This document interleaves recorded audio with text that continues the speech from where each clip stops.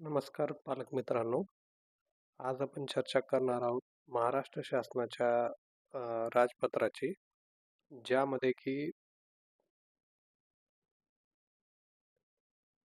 ज्यामध्ये की जो आपला Maharashtra education institutions regulation of fee act 2011 आहे, त्या संदर्भात जे अमेंडमेंट आहे, त्याचं बिल आहे. अमेंडमेंट म्हणजे त्यामध्ये जे काही बदल करायचे आहेत, असा एक विधानसभेमध्ये विधेयक क्रमांक 29 आणलेला आहे. तर त्या संदर्भात आपण चर्चा करणार आहोत आज. हा हे जो हा जो विधेयक आहे, हा फार महत्त्वाचा विधेयक आहे. कारण ज्या अर्थी आपली मुलं प्रायव्हेट शाळेमध्ये शिकतात.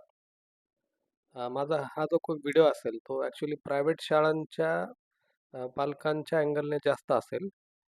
तर हा जो विधेयक आहे, हा या प्रायव्हेट शाळेमध्ये शिकणाऱ्या पालकांचा अनएडेड ज्याला म्हणतो आपण, त्या ज्यांची मुलं ह्या शाळेमध्ये शिकतात, त्या पालकांसाठी फार महत्त्वाचा विधेयक आहे आणि फार दिलासा देणारा विधेयक आहे. कारण 2011 पासून जो हा विधेयक तयार केलेला आहे, हा जो ॲक्ट आहे 2011चा ॲक्ट, त्यामध्ये बऱ्याचशा काही त्रुटी होत्या आणि आपल्या शासनाने, महाराष्ट्र शासनाने या संदर्भात बरेचसे आता बदल आणि सुधारणा करू इच्छित आहे. तर त्याप्रमाणे हा विधेयक आणलेला आहे. तर सर्वप्रथम या विधेयकमध्ये आपण असं पाहू शकतो, की हा जो विधेयक आहे, हा मी थोडा वाचेन म्हणजे तुम्हाला शब्द शब्दावली लक्षात येईल, की ज्या अर्थी यापुढे दिलेल्या प्रायोजित महाराष्ट्र शैक्षणिक संस्था शुल्क विनियम अधिनियम 2011 यात आणखीन सुधारणा करणे इष्ट आहे. त्या अर्थी भारतीय गणराज्याच्या 76व्या वर्षी याद्वारे पुढील अधिनियम करण्यात येत आहे. या अधिनियमास महाराष्ट्र शैक्षणिक शुल्क विनियम सुधारणा अधिनियम 2025 असे म्हणावे. त्यानंतर तो ताबडतोब अंमलात येईल. महाराष्ट्र शैक्षणिक संस्था विधिनियम शुल्क अधिनियम 2025 यात यापुढेचा उल्लेख मुख्य अधिनियम असा करण्यात आला आहे. याचा कलम 4 मध्ये पुढील परंतु दाखला देण्यात येत आहे. तर यामध्ये आमचं एक ह्याच्यामध्ये सजेशन असं आहे, की याला आपण एक मास्टर विधेयक जसं म्हणतो, जे पूर्वी जे 2011चा 2016चा विधेयक आहे. यानंतर काही शासनाने आणखीन मध्यंतरी काही आणखीन छोटे-मोठे त्याच्यामध्ये शुद्धीपत्र किंवा काही आणले असतील, तर त्या सगळ्यांचं यामध्ये एकीकरण करून एकच मास्टर विधेयक किंवा मास्टर आपण ज्याला म्हणतो मास्टर ॲक्टचं डॉक्युमेंट आहे, ते करण्यात यावं अशी आमच्याकडून एक विनंती आहे आणि सल्ला आहे असा. तर यामध्ये पहिला मुद्दा असा आहे, की अ, हा मी हायलाइट करेन आपल्यासाठी. हां, परंतु असे की कार्यकारी समितीकरिता इच्छुक पालकाने एकूण विद्यार्थी संख्येच्या किमान 5% पालकांची लेखी शिफारस करणे असणे आवश्यक आहे. तर या संदर्भात मी असं मत मांडू इच्छितो की किमान 5% पेक्षा हा जो आकडा आहे, हा वाढवण्यात यावा. हा 5 वरून कमीत कमी 10 तरी करण्यात यावा. 10 ते 15. कारण ज्या अर्थी मी 15 असं म्हणतोय, त्या अर्थी त्याचं कारण मी पुढे देईन की शाळेच्या किंवा संस्थांच्या विरोधात जर काही तक्रार करायची असेल, तर यापुढे असं विधेयकामध्ये असं मांडलेलं आहे, की 15% पालकांची यामध्ये तक्रार असली पाहिजे. तर एकीकडे आपण म्हणतो, की 15% तक्रार करताना पालक पाहिजेत. पण जेव्हा आपण ही कार्यकारी समिती निवडत असतो, तेव्हा फक्त 5% पालकांची लेखी शिफारस घेतो. तर हे कुठेतरी ह्या गोष्टी मॅच होत नाहीयेत. तर त्याप्रमाणे यामध्ये अ, बदल करावा अशी इच्छा आहे किंवा अपेक्षा आहे. त्यानंतर हा विधेयक असं म्हणतो, की जेव्हा आपल्याला फी डिसाईड होते, त्यामध्ये 30 दिवसाच्या कालावधीत जेव्हा ज्याला आपण पी म्हणतो, पेरेंट टीचर असोसिएशन, त्याची एक executive committee of parent teacher association असते. शाळेला पी म्हणजे पालक आणि शिक्षक यांची एक ज्याला आपण असोसिएशन म्हणतो. अ, तर ती ती ती बनवणे बंधनकारक आहे आणि त्या पेरेंट टीचर असोसिएशनमधून executive committee of parent teacher association म्हणजे कार्यकारी समिती जी असते, अशी कार्यकारी समिती बनवणे बंधनकारक आहे आणि शाळेचे जे मॅनेजमेंट आहे, हे या कार्यकारी समितीला जेव्हा फीस वाढीसाठी जे प्रपोजल देतं, ते 30 दिवसाच्या कालावधीत मान्यता देणे या समितीला executive committee of parent teacher association याला 3 दिवसाच्या कालावधीत मान्यता देणे अपेक्षित आहे. आणि त्यानंतर ही जी मान्य झालेली जी 30 दिवसानंतर 30 दिवसाच्या आत जी मान्य होईल फी, ती शाळेने मराठी, इंग्रजी किंवा ज्या माध्यमाची शाळा असेल ते फलकावर किंवा संकेतस्थळावर प्रदर्शित करणे हे बंधनकारक आहे. आणि त्यानंतर जर यात कोणत्याही पालकांना आक्षेप असेल, तर तसा आक्षेप जो आहे तो 15 दिवसाच्या आत त्यांनी लेखी स्वरूपात कार्यकारी समितीकडे सादर करावा. पण गोष्ट अशी आहे, की जेव्हा आपण पाहतो, की जी कार्यकारी समिती आहे, त्याच्यामध्येही निवडी करताना शाळाचा हस्तक्षेप असतो. त्यानंतर बरेच वेळा पालकांचे जे काही या ॲक्टविषयी किंवा हा जो कायदा आहे ह्याविषयी अज्ञान असल्यामुळे सामान्य पालकांचा शाळाही त्यांना पूर्णपणे माहिती देत नाही, की कशावर त्यांच्या सह्या आहेत, कशी सही फीस ठरते किंवा फीस जी आहे त्याचं मोजमाप कसं असतं ह्या संदर्भात शाळा काही त्यांना पूर्णपणे माहिती देत नाहीये. त्यामुळे ही एक अशी गोष्ट आहे, की त्यामुळे पालकांना तक्रार करणे ह्याच समितीकडे यापेक्षा पालकांना ही शिक्षण अधिकारी करण्याचं नियोजन करावे. जेणेकरून एक जबाबदार अधिकाऱ्यांकडे तक्रार केल्यानंतर त्याचं एक रेकॉर्डही क्रिएट होतो आणि त्या संदर्भात अ, जेव्हा तक्रार असेल, जिथे तक्रारीचं स्वरूप येतं एखाद्या फीला, तेव्हा हे एखाद्या अधिकारी लेव्हलला शासनाच्या जाणं हे गरजेचं आहे. तर या संदर्भातही तसं असावं.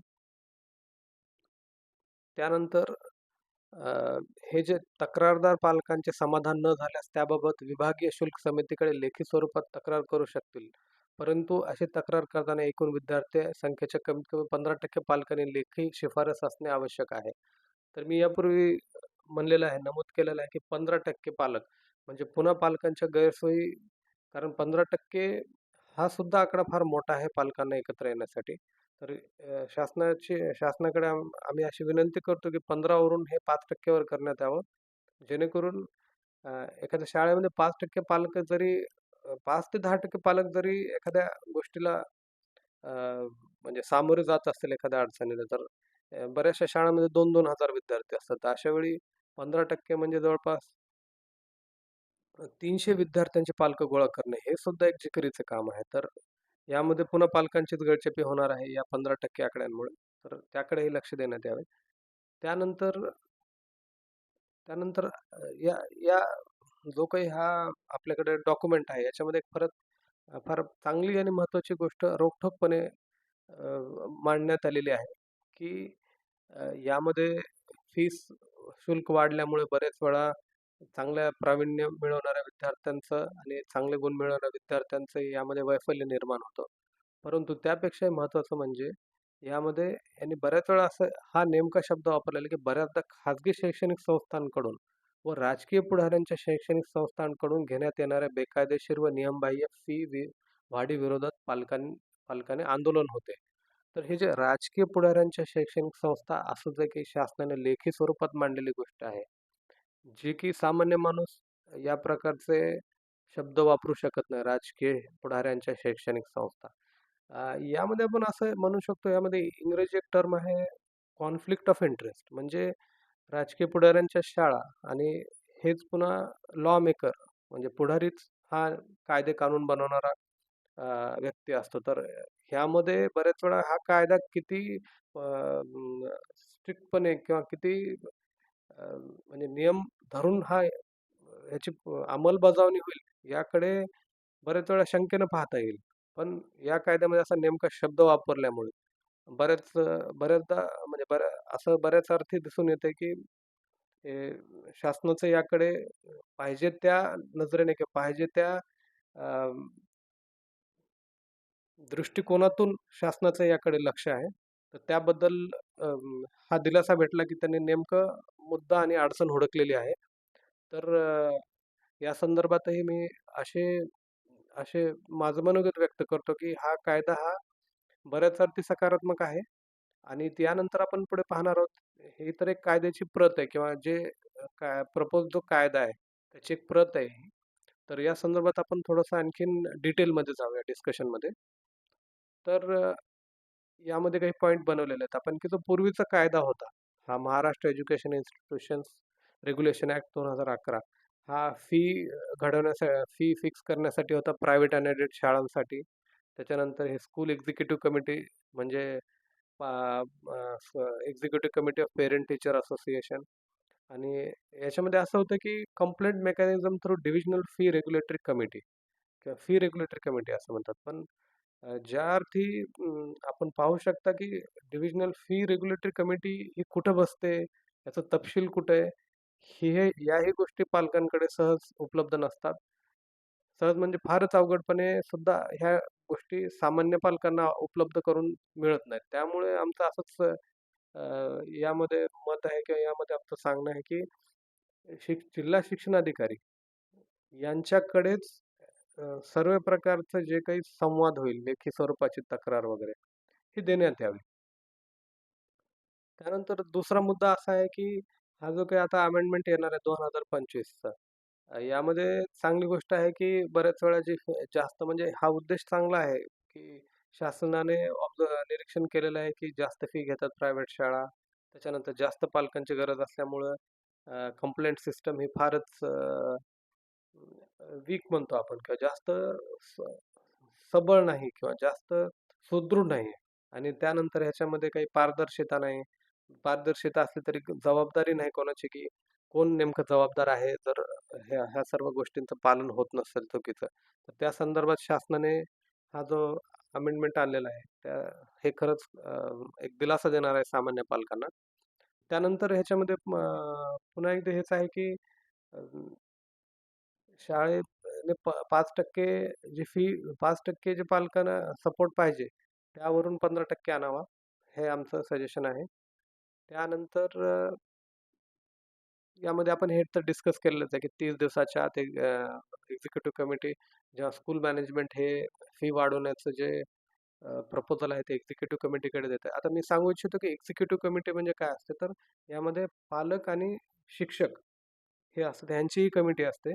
त्यामध्ये प्रत्येक वर्गातून एक पालक आणि त्याच वर्गाचा एक शिक्षक असे 12 वर्गाचे म्हणजे 1ली ते 12वी पर्यंत 1ली ते 12वी असे 12 आणि 12 असे 24 मेंबर असतात. त्यानंतर याच्यामध्ये मुख्याध्यापक हा तुमचा चेअरमन असतो. त्यानंतर या 12 पैकी जे पालक आहेत त्या 12 पालकांपैकी एक व्हाईस चेअरमन बनतो. शिक्षकांपैकी एक सेक्रेटरी बनतो आणि जॉइंट सेक्रेटरी असे 2 पालक असतात. तर यामध्ये बऱ्याच वेळा असं निरीक्षण करण्यात आलेलं आहे, की काही शाळा ज्या आहेत त्या बऱ्याच वेळा ह्या शाळकांचे जे शिक्षक आहेत त्यांचीच मुलं त्याच शाळेत शिकतात. तर या शिक्षकांना ते पालकांचे जे जागा आहेत त्या देतात. तर हे असं गैरप्रकार होत आहे.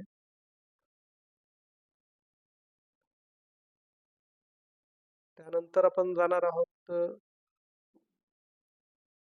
यामध्ये ह्या अमेंडमेंटमध्ये गव्हर्नमेंट असं म्हणतंय, की फक्त खाजगी शाळाच नाही तर सरकारी शाळा, कोचिंग क्लासेस यांनाही या अमेंडमेंटच्या अंडरमध्ये आणणार आहेत. तर यामध्ये बऱ्याच वेळा असा एक मुद्दा आलेला आहे, की आपण पाहू शकता, की बऱ्याच वेळा कोचिंग क्लास वगैरे यांचं सध्या काही रेग्युलेशन नाही. तर ही चांगली गोष्ट आहे, की शासन या या नवीन कायद्यामध्ये बदलांमध्ये त्यांनाही आपल्या या नियमाच्या अंतर्गत आणणार आहे. त्यानंतर अ, यामध्ये अशी गोष्ट आहे, की ज्या काही शाळा असतात, प्रायव्हेट शाळा, हे यांचं जे दप्तर असतं आपण म्हणतो, जे आर्थिक दप्तर असतं, ज्याला बॅलन्स शीट म्हणतो आपण किंवा फायनान्शियल स्टेटमेंट असं म्हणतो. तर ते दप्तर आहे ते चॅरिटी कमिशनरकडं त्यांचं जे दप्तर आहे ते देतात. परंतु आता नवीन कायद्याप्रमाणे हे जे दप्तर आहे त्यांचं, ताळेबंद आपण म्हणतो, ते त्यांना एज्युकेशन डिपार्टमेंटकडे देण्यात येईल. पण असं म्हणणं आहे, की जर ह्या सर्व संस्था सेवाभावी कार्यासाठी जर उभारलेलं आहे, तर यांचं जे ताळेबंद ते सामान्य पालकांना द्यायला काय हरकत आहे? तर या अमेंडमेंटमध्ये तीही गोष्ट यावी अशी अपेक्षा आहे. त्यानंतर यामध्ये बऱ्याच वेळा असं म्हणलेलं आहे, की आता जे खाजगी शाळा आहेत, त्यांचं असं म्हणणं नाही आहे, की हे जे कंप्लेंट आहेत हे सामान्य इंडिव्हिज्युअल पेरेंट ज्याला म्हणतो एक एक एक पालक सुद्धा जो तक्रार करू शकतो. यामुळे त्याचा गैरवापर होईल. पण गोष्ट अशी आहे, की एखादा व्यक्ती तक्रार करतो. तक्रार ही फक्त शाळेच्याच विरोधात होते असं नाही. आपल्या सामान्य जीवनामध्ये बऱ्याचशा तक्रारी असतात. कोणत्या गव्हर्नमेंट डिपार्टमेंटकडे किंवा मग काम न झाल्यामुळे एखाद्या प्रायव्हेट कंपनीवर तक्रार होते. तर यामध्ये असं दाखवून देणे, की इंडिव्हिज्युअल कस्टमर असतो, इंडिव्हिज्युअल व्यक्ती असतो, तोही तर संस्थेच्या अगेन्स्ट तक्रार करतो. तर हा काही मान्य करण्यासारखं काही त्यांच्याकडून आलेलं म्हणजे हे त्यांचं जे मत व्यक्त केलेलं आहे त्यांनी, हे काही मान्य करण्यासारखं नाही. तर ते शैक्षणिक संस्था म्हणतात, की कायद्याप्रमाणे हे क्लिअर डिफाईन करण्यात यावं, की हा सिंगल व्यक्ती कोण आहे? कारण मग तक्रार कोणीही करणार झाले. पण परिस्थिती पाहता सध्या तक्रार ही करणारा सामान्य माणूस हा पालकच असतो. कोणाला असा वेळ नाही, की संस्थेच्या विरुद्ध तक्रार करावी. आणि ज्या प्रकारे पालकांच्या विरोधात आजकाल जे परिस्थिती निर्माण झालेली आहे, त्याप्रमाणे मला असं वाटतं, की थोडासा कायदा हा पालकांच्या दृष्टीने असावा. तर त्याप्रमाणे शाळा असं म्हणतात, की आणखीन त्यांना अ, त्याच्यामध्ये असं आहे, की शाळांनी हे मान्य केलेलं आहे, की आधीच त्यांचे ताळेबंद हे चॅरिटी कमिशनर किंवा धर्मदाय आयुक्ताकडे जातात. त्यामुळे त्यांना हे देण्यामध्ये काही अडचण नाहीये एज्युकेशन डिपार्टमेंटकडे. आता यामध्ये अशी गोष्ट आहे, की शासनाने असे अपेक्षित केले आहे, की जे काही लोकप्रतिनिधी निवडून आलेले आहेत, त्यांनी या संदर्भात काही त्यांचे मत असतील तर ते व्यक्त करावे. पण आमचं असं म्हणणं आहे, की अ, ही जी गोष्ट आहे, ही सामान्य पालकांकडूनच चांगल्या प्रकारे व्यक्त करण्यात येईल, ज्या काही अडचणी आहेत. तर गव्हर्नमेंटने किंवा शासनाने असं सामान्य पालकांना प्रोत्साहित करावं, की यामध्ये त्यांनी सहभाग घ्यावा आणि त्यांच्यापर्यंत ही गोष्ट समजावी, की आपला जो 2011 चा कायदा आहे, त्यामध्येही बदल घडून येणार आहे आणि ते बदल जे आहेत ते 2025 च्या कायद्यामध्ये येणार आहेत. तर ही गोष्ट सामान्य पालकापर्यंतही पोहोचून देण्यात यावी, ना की लोकप्रतिनिधींपर्यंतच मर्यादित ठेवावी. आता पालकांकडून काही अ, जे सल्ला म्हणू आपण त्याला किंवा पालकांचं मत ह्याप्रमाणे असं राहील, की जे कोणी शिक्षक किंवा शाळेचे जे काही तिथं नोकरी करतात शाळेमध्ये, त्यांची पालकांच्या ज्या जागा आहेत, ज्या executive committee of parent teacher असोसिएशनमध्ये म्हणजे पालकांची जी कमिटी आहे त्यामध्ये जे पालकांच्या जागा आहेत 1ली ते 12वी चे पालकांचे रिप्रेझेंटेटिव्ह प्लस कमिटीमध्ये पालकांचे रिप्रेझेंटेटिव्ह त्यांच्या जागा आहेत शाळेतल्या कोणत्या शिक्षकांना किंवा शिक्षकेतर स्टाफला यामध्ये अ, यामध्ये ते सहभाग घेऊ शकत नाहीत असं कायद्यामध्ये नमूद करावं. त्यानंतर जे एक आणखीन एक गोष्ट आहे, की अ, फीसच्या बाबतीत बऱ्याच वेळा गोष्ट अशी आहे, की प्रायव्हेट शाळा सरसकट फी घेण्याचाही तगादा लावतात. तुमचं पाल्य हे 1 दिवस शाळेत शिकू की वर्षभर शिकू. तर त्याप्रमाणे विभागणी करण्यात यावी, की मिड अकॅडमिकमध्ये शाळा सोडल्यानंतर त्याच क्वार्टरची फी भरण्याची गरज आहे. अन्यथा जास्त फी भरण्याची गरज नाही. म्हणजे जेवढे क्वार्टर 3-3 महिन्याचे क्वार्टर असणार आहे, तर तेवढीच त्यांनी फी भरण्यात यावी. त्यानंतर जे ई-पी-टी असते, executive committee of parent teacher association, त्यामध्ये अशाच पालकांचा सहभाग हवा, ज्यांचे मुलं कमीत कमी 1 वर्ष त्या शाळेत शिकलेले आहेत. कारण काय होतं, की नवीन पालक येतात, त्यांना कशाही प्रकारे पूर्ण माहिती न देता त्यांच्याकडून सह्या घेतल्या जातात. त्यांना शाळेची गुणवत्ता माहीत नसते, तर त्यांना शाळेविषयी काही विशेष माहिती नसते आणि याचाच फायदा घेऊन शाळा या नवीन पालकांकडून सह्या वगैरे करून घेतात त्यांना ई-पी-टी बनवून. तर कमीत कमी अट अशी असावी, की एखाद्या विद्यार्थ्याने कमीत कमी एका शाळेत शिकलेले असावे. त्यानंतर एक महत्त्वाचा सल्ला असा आहे, की जो 2016 चा जो जी-आर आहे, ज्यामध्ये बरेचसे फॉर्मॅट दिलेले आहेत, की फीसचे जे प्रपोजल आहे ते शाळा देतात म्हणजे मॅनेजमेंट देतं या ई-पी-टीला. त्यानंतर ई-पी-टी ह्याच्यावर सल्लामसलत करून काय ज्याप्रमाणे बैठक घेऊन पूर्ण ठरवतं. तर यामध्ये सर्व फॉर्मॅट आहेत. फक्त एक फॉर्मॅट नाही, की शेवटी जेव्हा ई-पी-टी आपली फी मान्यता देतं, तेव्हा तो कोणता फॉर्मॅट आहे ज्यामध्ये की ती आपली फायनल झालेली फी पूर्ण जी ठरवलेली फी आहे ती मॅनेजमेंटला सुपूर्द करते. तर हा फॉर्मॅटही त्यांनी 2016 च्या जी-आरमध्ये ॲड करावा. त्यानंतर पुन्हा एकदा हा पॉइंट आहे, की डिस्ट्रिक्ट एज्युकेशन हा सरकारी अ, प्रतिनिधी किंवा सरकारी जो काही म्हणजे सरकारचा व्यक्ती हा नोडल ऑफिसर असावा सर्व कंप्लेंटसाठी. ना की डिव्हिजनल फी रेग्युलेटरी कमिटी. कारण डिव्हिजनल फी रेग्युलेटरी कमिटी यामध्ये बरेचसे सीनियर लोकं हे इन्व्हॉल्व होतात आणि शाळांचे जे तक्रारी असतात हे सामान्य एज्युकेशन ऑफिसरलाही समजण्यासारखे असतात आणि त्याविषयी निर्णय देण्यासारखाही म्हणजे निर्णय घेता येईल इथपर्यंतची अपेक्षा असते. या उपरी जर काही फार पुढचा मुद्दा असेल त्यामध्ये ज्या काही बेसिक गोष्टी आहेत त्या सोडून जसे शाळेची मान्यताच लेव्हलला जर गोष्ट असेल, तर त्या डिव्हिजनल फी रेग्युलेटरीकडे जाण्यात याव्यात. आणि सामान्य गोष्टी या डिस्ट्रिक्ट एज्युकेशन ऑफिसर यांच्यापर्यंतच पालकांना न्याय मिळावा किंवा गोष्टी सॉर्ट आउट आहोत शाळा आणि पालकांमध्ये अशी तरतूद करावी. त्यानंतर ह्या ज्या काही तक्रार होतात, त्या तक्रारीची पोचपावती मिळण्याचाही फॉर्मॅट असावा. नाहीतर बऱ्याच वेळा असा समज होतो, की मेल मिळत नाही, पोहोचलेले पत्र मिळत नाही. त्यामुळे एक फॉर्मॅट असावा, की हे पत्र मिळालेलं आहे आणि त्यानंतर याच्यावर कारवाई करण्यात येत आहे. त्यानंतर हे जे 15% पर्यंत जे फी हाईकचं जे एक फिगर केलेलं आहे, तर त्यामध्ये मॅक्सिमम हा शब्द वापरण्यात यावा. मॅक्सिमम 15% मिनिमम हा किती असू शकतो? ह्यामध्ये काय होईल, की सामान्य पालकांचे जे शाळेचे जे धोरणं आहेत किंवा जे त्याप्रमाणे जे फी ठरवता येईल, त्याप्रमाणे म्हणजे हा आकडा कसा झालाय 15% की 15% हे घेणारच असं झालेलं आहे. तर याप्रमाणे काही भाववाढ होत नाही, इन्फ्लेशन होत नाही, तरी शाळा मात्र 15% चा तगादा लावतात. यानंतर एक सल्ला म्हणून आपला व्हिडिओ बरेच लोकं पाहतात. तर शाळेचा युनिफॉर्म हा सारखं-सारखं न बदलता 12 वर्षातून एकदा बदलण्यात यावा. पुस्तक हे 5 वर्षातून एकदा बदलण्यात यावं. असं झालं तर जो अवांतर खर्च आहे त्या बाबतीतही पालकांना बराचसा दिलासा भेटेल. त्यानंतर जे काही पेनल्टी आहे, जर शाळांनी हे नियम पाळले नाहीत वगैरे, तर ते पेनल्टीचं जे डिक्लेरेशनही करण्यात यावं किंवा शाळेने जर नियम पाळले नाहीत किंवा काही गैरप्रकार केला, तर त्यांना काय पेनल्टी नेमकं लागणार आहे, त्याचंही कॅल्क्युलेशन या नवीन ॲक्टमध्ये अवेलेबल असावं. त्यानंतर पॉइंट 11 आपण वर डिस्कसच केलेला आहे. त्यानंतर पॉइंट 12 आपण डिस्कस केलेला आहे, की मॅक्सिमम हे 15% असावं आणि मिनिमम हे 0% किंवा 1% असंही त्या कायद्यामध्ये नमूद करण्यात यावं.